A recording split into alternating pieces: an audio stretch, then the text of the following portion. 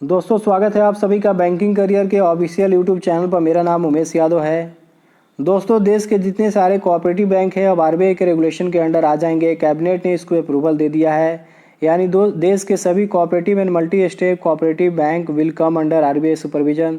दोस्तों इस मूव से जो डिपॉजिटर हैं उनको प्रोटेक्शन और बेनिफिट मिलेगा। जैसे आपने कुछ दिन पहले सुना था पीएमसी बैंक क्राइसिस हुआ था, Punjab and Maharashtra cooperative bank था। तो इस टाइप का आने वाले टाइम में कोई बैंक में क्राइसिस ना हो, इसको ध्यान में रखते हुए जो बैंकिंग रेगुलेशन जो एक्ट है उसमें अमेंडमेंट किया गया है।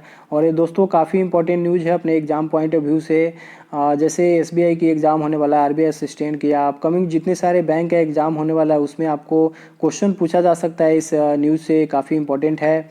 और दोस्तों इस वीडियो में ये भी डिस्कस करेंगे कि कोऑपरेटिव बैंक क्या है, उसका जो स्ट्रक्चर है, यानी कोऑपरेटिव बैंक कितने टाइप के होते हैं, वो कैसे वर्क करता है।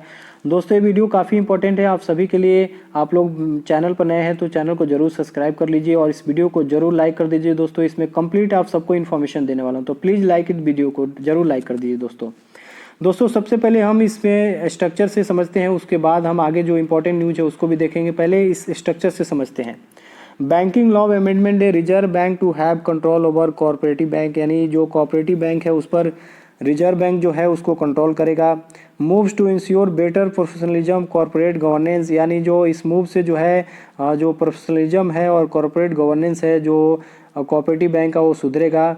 आपने बजट स्पीच में सुना होगा जो अपने फाइनेंस मिनिस्टर निर्मला सीतारमन जी ने बताया था कि जो कोऑपरेटिव बैंक है उसमें जो प्रोफेशनलिज्म और कॉरपोरेट गवर्नेंस मेंटेन करने के लिए जो बैंकिंग रेगुलेशन एक्ट जो है उसमें अमेंडमेंट किया जाएगा और उसी के तहत दोस्तों इसको किया गया है।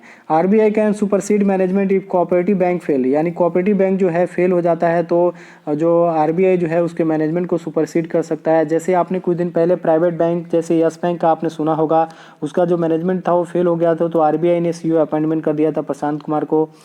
उसके बाद दोस्तों will protect interest of depositor, इस मूव से जो डिपॉजिटर के जो इंटरेस्ट है वो प्रोटेक्ट होंगे। Cooperative bank to be audited as per RBI rule, यानी जो कोऑपरेटिव बैंक है जो अब आरबीआई के रूल के अनुसार से उसको ऑडिट किया जाएगा। यानी जो कमर्शियल बैंक और प्राइवेट बैंक को जो ऑडिट किया जाता है आरबीआई रूल के अनुसार से, वैसे ही अब जो है कोऑपरेटिव बैंक को भी क्या किया जाएगा, ऑडिट किया जाएगा।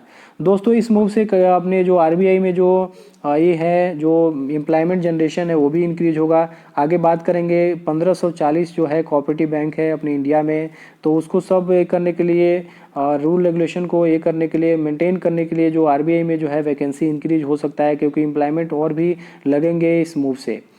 Prior note from RBI required for CEO appointment, यानी सीईओ अपॉइंटमेंट करना है तो आपको आरबीआई को प्रायर आपको नोटिस देना पड़ेगा।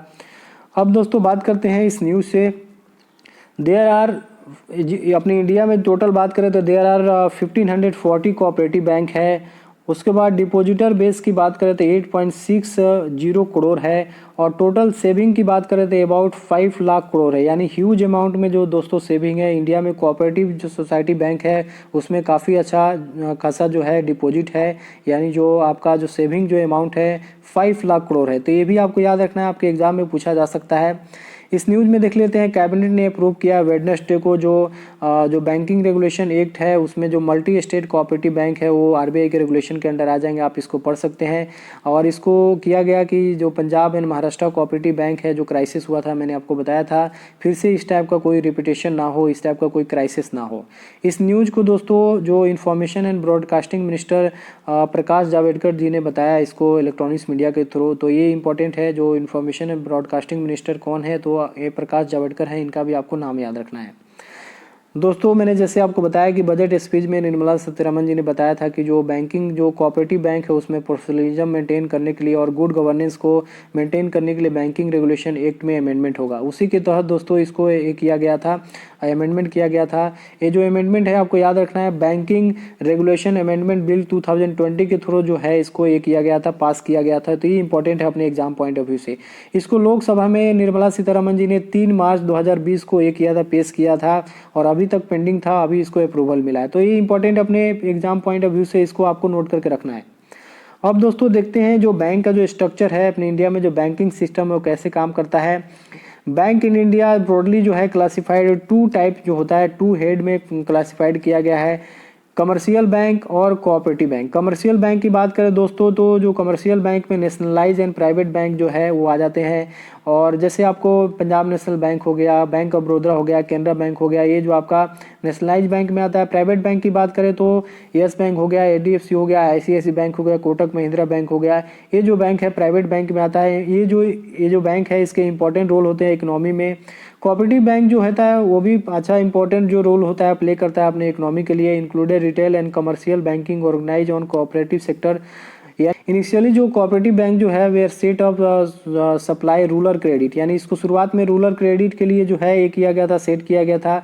पार्टिकुलरली मनी लेंडर, यानी छोटे छोटे जो व्यवसायी होते हैं वो मनी लेंड कर सके। Today they serve various need like agriculture, other allied activity, agriculture के लिए other allied activity, rural base industry, यानी जो रूरल में जो छोटे छोटे इंडस्ट्री है उनको भी काफ़ी अच्छा जो है मैनेजमेंट प्रोवाइड कर रहा है। और कुछ हद तक जो है trade industry in urban area में भी ये जो है कोऑपरेटिव बैंक कर रहा है, प्रोवाइड कर रहा है। कोऑपरेटिव बैंक का दोस्तों जो स्ट्रक्चर होता है एक्चुअली 3 टायर स्ट्रक्चर होता है कोऑपरेटिव बैंक का। जो फर्स्ट लेवल का होता है प्राइमरी यानी agriculture and urban credit society होता है। उसके बाद जो होता है डिस्ट्रिक्ट सेंट्रल कोऑपरेटिव बैंक, दूसरा जो टाइप होता है डिस्ट्रिक्ट सेंट्रल कोऑपरेटिव बैंक होता है। और तीसरा जो होता है apex level state cooperative bank, यानी सबका जो हेड होता है जो स्टेट कोऑपरेटिव बैंक होता है। जैसे आपने सुना होगा Bihar cooperative bank, Maharashtra cooperative bank. तो ऐसे जो बैंक होते हैं वो जो होते हैं स्टेट लेवल पर होते हैं। उसके नीचे जो आता है डिस्ट्रिक्ट सेंट्रल कोऑपरेटिव और उसके नीचे आता है primary credit society. Cooperative bank जो है इसको रजिस्टर किया था कोऑपरेटिव एक्ट 90 कोऑपरेटिव जो सोसाइटी एक्ट 1912 के एक्ट के थ्रू इसको ये किया गया था और रजिस्टर किया गया था। और इसको रेगुलेट किया जाता है बैंकिंग रेगुलेशन एक्ट 1949 के थ्रू आरबीआई इसको रेगुलेट करता है। तो दोस्तों ये जो आपका जो कोऑपरेटिव बैंक का स्ट्रक्चर है ये इंपॉर्टेंट है, अपने एग्जाम में आ सकता है, इसको आपको ध्यान रखना है। एक चीज़ दोस्तों यहाँ पर आपको बता देना चाहता हूँ, कुछ दिन पहले जो है आरबीआई ने पीपुल कोऑपरेटिव बैंक को भी जो है उसको भी ये किया था, विड्रॉल पर ये किया था, रिस्ट्रिक्शन लगाया था। इसका हेडक्वार्टर जो है कानपुर में था, तो ये आपको याद रखना है। इसका पीपुल कोऑपरेटिव बैंक का हेडक्वार्टर जो था कानपुर था, तो ये अपने एग्जाम में आ सकता है दोस्तों। तो इसको ये जो इंपॉर्टेंट न्यूज़ था मैंने आपको बता दिया, जो आपका कोऑपरेटिव बैंक है वो कैसे वर्क करता है, कोऑपरेटिव बैंक का स्ट्रक्चर क्या है, ये भी आपको याद रखना है दोस्तों। ये न्यूज़ काफ़ी इंपॉर्टेंट था अपने एग्जाम पॉइंट ऑफ व्यू से। आप जो भी इसमें बताया मैंने उसको आप ध्यान से आप इसको नोट करके रख लीजिए और आने वाले टाइम में आपके एग्जाम में से क्वेश्चन आ सकता है। दोस्तों आप डिस्क्रिप्शन बॉक्स में चले जाइए, वहाँ पर आप सभी को आरआरबी के लिए free of cost memory base और एसबीआई क्लर्क के लिए वार्म अप टेस्ट का लिंक दिया हूँ, उसको जा करके दोस्तों आप फ्री ऑफ कॉस्ट है उसको अटेम्प्ट कीजिए। और आप करंट अफेयर के लिए जो अफेयर क्लाउड का पीडीएफ है उससे पढ़िए, आपके एग्जाम में 100% वहाँ से क्वेश्चन बनता है। और आने वाले टाइम में एग्जाम सभी होंगे, अपने आप को एकदम रखिए, रेडी रखिए, अच्छे से पढ़ाई कीजिए, आने वाले टाइम में सब कुछ नॉर्मल हो जाएगा, एग्जाम भी होगा। ओके दोस्तों, thank you so much, God bless you.